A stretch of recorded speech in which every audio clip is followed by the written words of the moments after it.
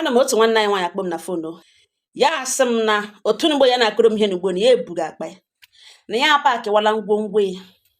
Na marriage n'ugbo ya na ọ gwụla. Na ya ga-etake this nonsense anymore. Na nke a the height of it. No. Na o tegheleghị m ugbu a na marriage ya na ọ kọkasịala. Na ya na di ya lụrụ mgbe na-enweghị uche. Ego abata, ụmụ abata. Ugbu a na di ahụ meweziele fine boy. Ya pụzie na-eme ihe dị ya mma. Stage ọ baziri na awụ ibi n'ime ụlọ ya na ya abụọ bi like emeghị exist.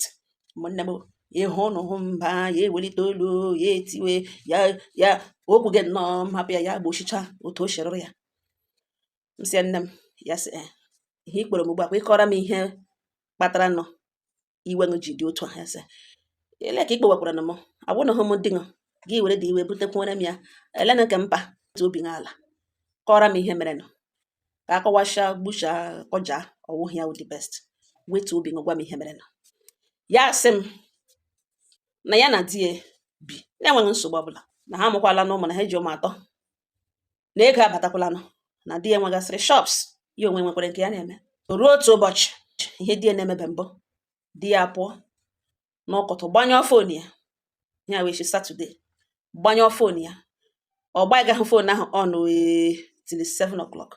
Ya dị worried ụjọ izuo ya ahụ. Ya sị di ya emebe ihe rote na mbụ na ọ gịnị mere echiche ọjọọ picha ọjọọ na-abịa gba ya n'isi picha na-amapụ ya obi. Ya na-ajụsị ihe ka eweta esi awụ nwaanyị isi ekpe lelenụ di ya hụrụ n'anya nakwa atara ya nọmba di ya ọ naghị aga di ya akpaghachikwana ya ihe ahụ na weekend. Ya sị ya mana otu ya ga-esiga police station ugbu ene chi hụ na ọkọta ka ya bekwuru ha gawa na ya nọzi n'elu eweta aka ebe 8 o'clock di ya alụ. Di ya garala alụ ihe di ya kwuru na ọwụ na nne ya sị na ọwụ ha obere ihe na ya biko shitụrụ ya hitere mmiri ka ya saa ahụ rie ihe ụra n'otu o shitụrụ ya ya dị exhausted tomorrow ka ya gwa ya biko ya ga-emere explain. Ya sị oke hitere mmiri obiọma kpa at least na ọ lọrọ na ndụ ehitere mmiri ọwakwa ahụ oche nye orie straight to bed ya lakpuru bido gwawa ọrụ alakpuru raha ozugbo. O weta aka few minutes meseji abata na fon ya ya ebutuo ya emepe ya ozugbo gụọ ya n'elu meseji ọsị gịnị ebe nwa agbọghọbịa na-agwa di ya that na o finishili na kemgbe nne na nna jiri mụ ya na-enwebe nwoke handụlụra ya n'ụdị ya na ọ vandaliziri mkpu n'ala ya na ivu na ịga ije ọfụma ya na-agazi na ya mere every bit of their time enjoy. Na ya asị ka ya gwa ya na ya alarukwele na ọ was such a sweet man na chi na nwunye dị lucky to have him. Na ya good night. Na iwe ju ya obi iwe nọ n'ọma ju ya obi. Ya lakpo bege ya kọpịrịgodo the message ma nọmba sendịrị na screenshot ọ ya see the picture phone ka ọ hụkwa na the message na phone ya ka o shi everything ederore phone ya ala ga-elege heke kwana ịgụgharị the message isi na-ekwu ya egbe isi ọwụwa ya kọhụbe chi ehu nọ n'ọkọt ọnụ di ya welitere ịbịa koro ya naanị ya ma story ọ chọrọ ikori ya gwa di ya si before okwu anything na o nwere message batara na phone ya n'abalị na ọ gụgụ di ya first. Di ya agụnwakwa message nọ ntara gụcha rịrị aka n'isi were ikpere wụọ n'ala si ya biko bịa shere si ya biko na ya gbaghara ya n'ọwa ọnwụnwa na ụdịrị ihe a ga-erepitikwa onwe ya again. Anya mmiri na-akọba isi ya n'anya iwe na ọnụma ya gwa di ya na ọma the consequences na ọwụ na ya bọdala ịbịa nyenwe ndụ ya nsogbu na ọma na ya gaghị take this type of nonsense no. Di ya ga-agbaba n'ime ụlọ ga-ebupụta Bible shape ya nụrụ n'ihu ya kpọọ this lady now send a message. The lady speak ya si ya sweetheart ya si ya nne hold it there na message ahụ sendịrị n'abalị na ọ nwunye ya gụrụ na otere ya na-akpọ na na imulu ya gbagagara and ihe a na-ege emewe iluzu family iluzu marriage ya ọ nwunye na ya sị ka ya gwa ya na otu ugbo ya na-agwa ihe na ya mepere Bible na-aṅụrụ nwunye ya iyi na ya ga-akpọ hakwa ya again na enwe ihe ga-ejikọtakwa ya na again na biko na ọ kpọhakwala nọmba because ya ga-epik na enwe ọdọnda nwa ahụ ka enwe ihe jikọrọ ya na ya abụọ na enwekwara ihe jikọrọ ya na ya abụọ na ya biko akpọhakwala nọmba ka ọ hapụ imebiri ya family ya na ya send hakwara message na enwe ihe ya na enwere na ọ dịla over. The lady asị ya na ma Bible ma iyi niile na nga all to please his wife. Ya sị ya di ya gwawazie the lady sị ya not just his wife but his word. The lady asị ya whatever gbanyụọ phone. Di ya gaa n'ihu na-enwe iyi na enwe ihe jikọrọ ya na di ya kpọhakwa dis girl na phone gị na ya hụ ya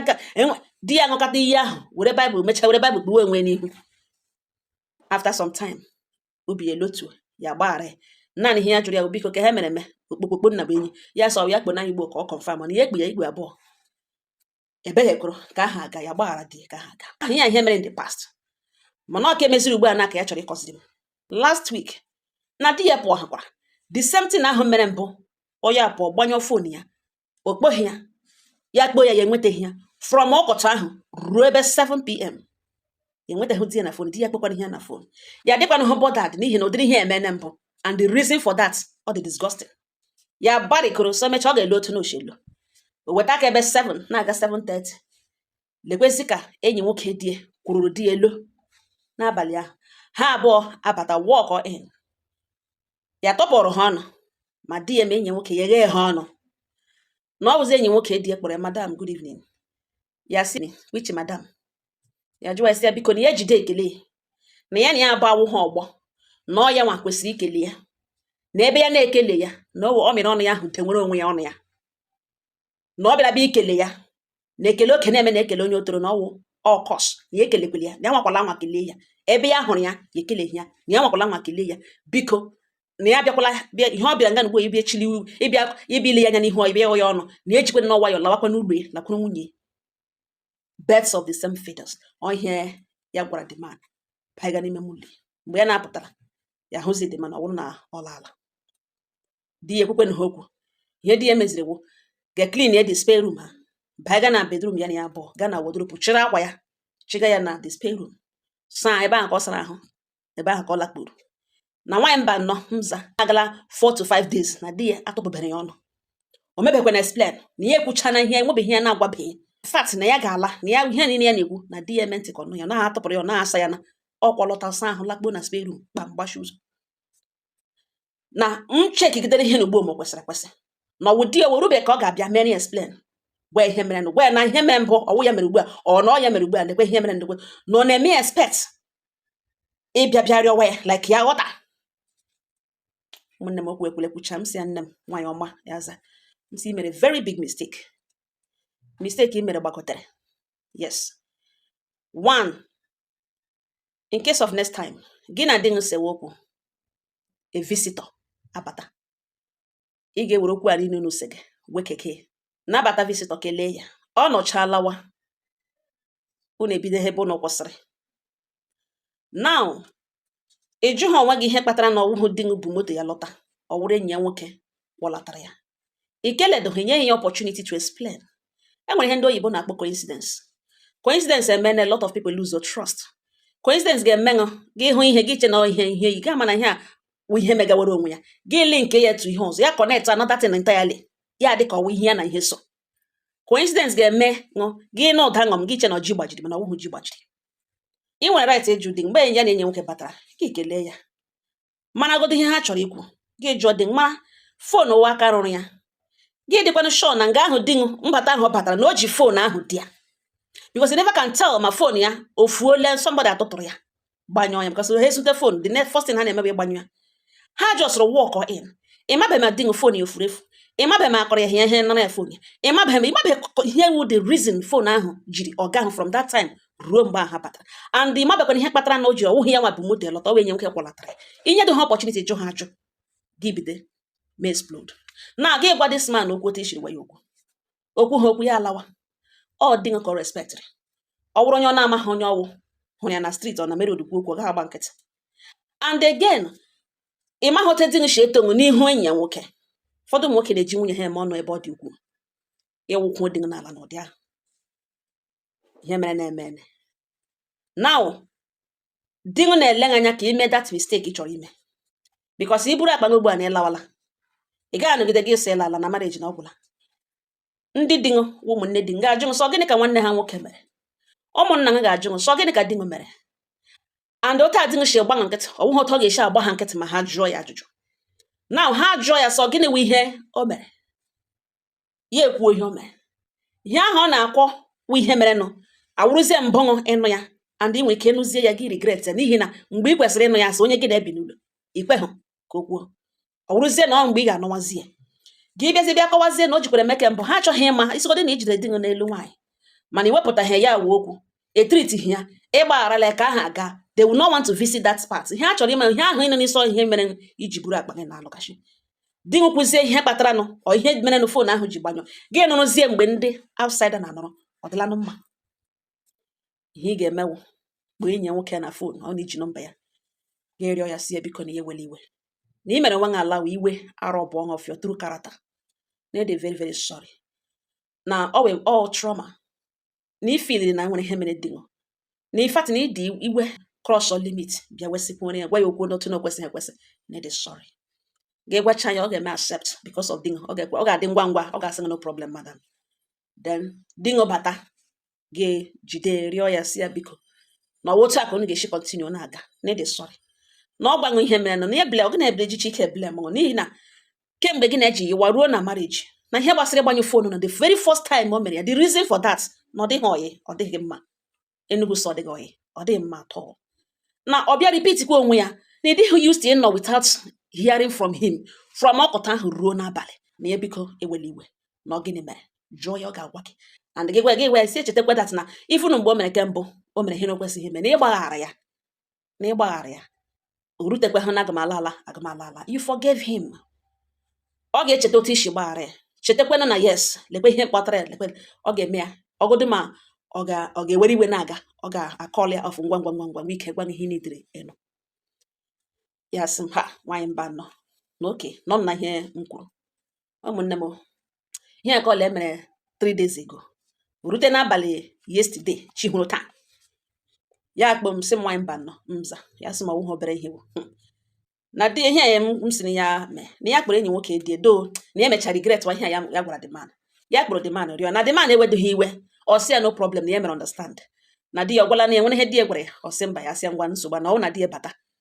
na ọ jụọ di ya na di ya ga-akọwara ya ihe mere na ịnụ na nsogbu na ya ghọtara na ka ha gala ya don't worry ya kelechaa ya ọ ya ka di ya lụrụ ya egboo ya na dọ jide ya jụọ ya sọ wote ka ọ chọrọ ka ha shibiri n'ọkwa na ha blame you na ya adịla used to ị na-anụ olu ya every 2 hours every 3 hours na ọ mana ya hụrụ ya n'anya na ọ na-akọ ọsịrị ya tọrọ ma mgbe ọ ga-anọ ya amaghị his whereabouts from morning till night na o chetakwa na the first time ihe a mere na the reason o jiri mee ya adịghị mma mana even at that na ya agbaghị agbara ya na enwe onye nọ ya na ọ gịnị nwe ihe mere ugbo na ya kpọrọ enyi nwoke si ya dị sorry na otu esi gwa ya okwu that day na ya biko gbaghara ma gwana ya ihe mere ọ sị di ya aka ya ejide ya na di ya lighoro ya n'iwe like onye iwe na-ewe ijide ya lughara aka na ọ hapụrụ ya aka ya ejidekwa aka ya na-agwa ya ihe n'ugbo ene ọ na-ele anya mkpụrụ anya abụọ ọwa ha ekwekwuchasị ya biko na ya gbaghara ya metụcha ya aka na ahụ ọnụ ya di ya achịwasị mgbe ya banye n'ime ụlọ yiri efe na enwere ebe ya chọrọ ka ha gaa ya ngakporo n'oche na ọwụwa gaji tekin ya at bịa ga-aga ịkpa barbecue ngakpo n'ihu moto chanya di ya afayara moto ọkụ gawa gwawa ya di ya na-agwazi ya n'ime moto na ya amaghị how much ya hụrụ ya n'anya mana ọ dị sị na ihe mere na emere ya don't worry na enwere ebe ha na-aga ka ha erute na everything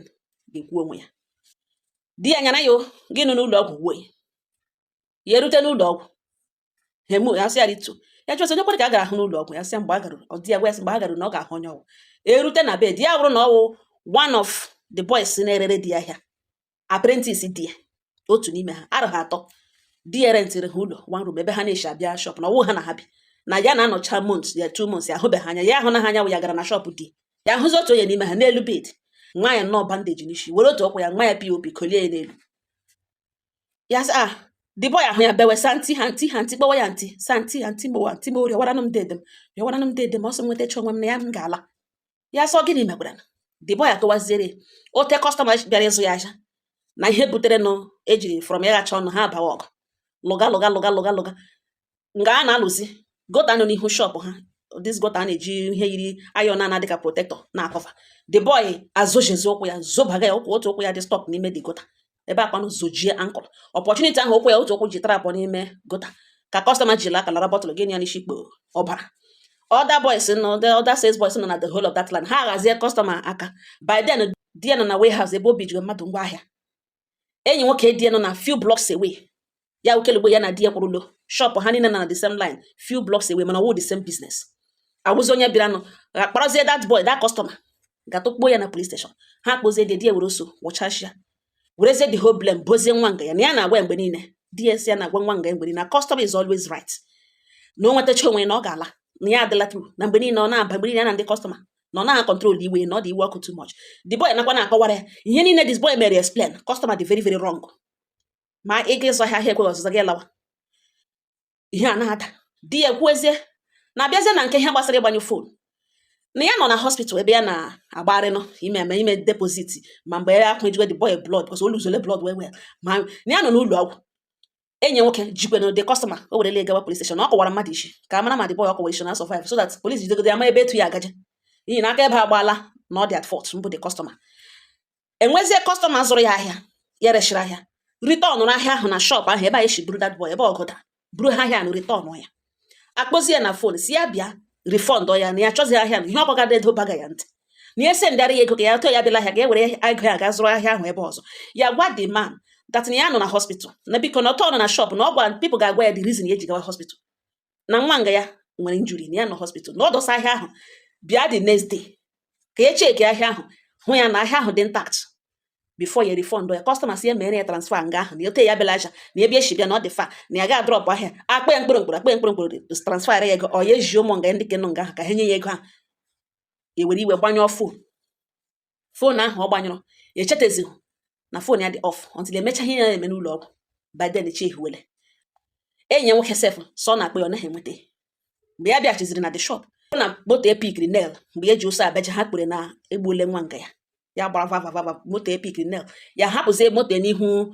shop because shop ha nwere security a na-echenji ya hapụ moto kpatara na enyi ya nwoke jiri welatazie ya enyi ya nwoke sị na pụta ya epikele nail ya hapụ ya n'ihu plaza dị ya ka e wezie moto ekwolata na ọ wụta ya na enyi nwoke shiri lọta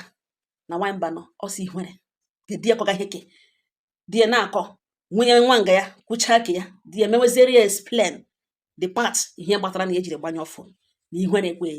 ya bewezie godazie di ya si ebewele na ọ ga-aka nwa ahụ na-akọntrol to iwe ọkụ na ewegere ha iwe kama ya efili mgbe o mechara giriricha chọrọ ịjụ ya na ya ga-agwa ya na ote ha chiri meji na nwamba nọ na mbiko na m thank you na ihe ka na o juru ya anya n'eziokwu coincidence na ọ were very dangerous thing na ya ahụ ga na ọ dị capable of spoiling a beautiful marriage m si na ya next time ịhụnahịa a na-akpa ije marriage at least ịṅomiri nekele ugbo ene ile nọ na your lessons next time ụdịrị ihe eme ga ajụ ndị Igbo sọwa ajụ igbu kpatara eji egbu onye aka ya dị ọcha mgbe ọzọ jụọ and gị na dị nwe gị na ome nweta ishe wesịgara dị n'iwe visitor gara bịa mehiegoro enwe ihe gbasara visitor mana ụfọdụ ụmụ nwaanyị na-abịa ifuru visitor bịa ha nye visitor the impression na ime ụlọ ahụ dị ọkụ and visitor agaala ya na ezie na-achọ mgbe ụfọdụ some women ga to the extent of explaining to that visitor ihe butere esemokwu ihe kpatara ihe visitor anụzie dị entertained onye na-amaghị otu o si biri n'ụlọ okenye gị mezie ya George na-akụrụ ya gị kocha dị na-akụ ọ na-agba ashị ọ dị njọ visitor bata suspend every dispute every disagreement every frown wear up a smile ọ lawa ụnụ chọrọ ibido ebe ụnụ kwụsịrị ụnụ ebido biko a ma-ewereta ihe na mere na ga-agbotere ya ụmụnne maka nṅomi ya sị m go ahead ebe m na-akpa aha no problem ọwụ ihe m sị m ga-agbotere ọnụ ngalata ụmụnne m onye ọbụla mara mee ihe m na-eji mburu ya ka ofu agbaje bịa gbotere ya ọnụwo ka ọ nọwo ihe mere onye ọzọ wee mụrụ akụ ụfọdụ ụmụ nwaanyị na-ajụ ụfọdụ ụmụ nwoke a na-ajụ once ị hụrụ ihe ahụ ikpọrọ red light piam ịkonklude ole ịchịkọla ya ọnụ ọ gbawala ka ọgba gị na-ata ya ka ọkwa ọ jọkwara njọ ọ nga ọha nọ m n'ọnụ udo dịrị ọnụ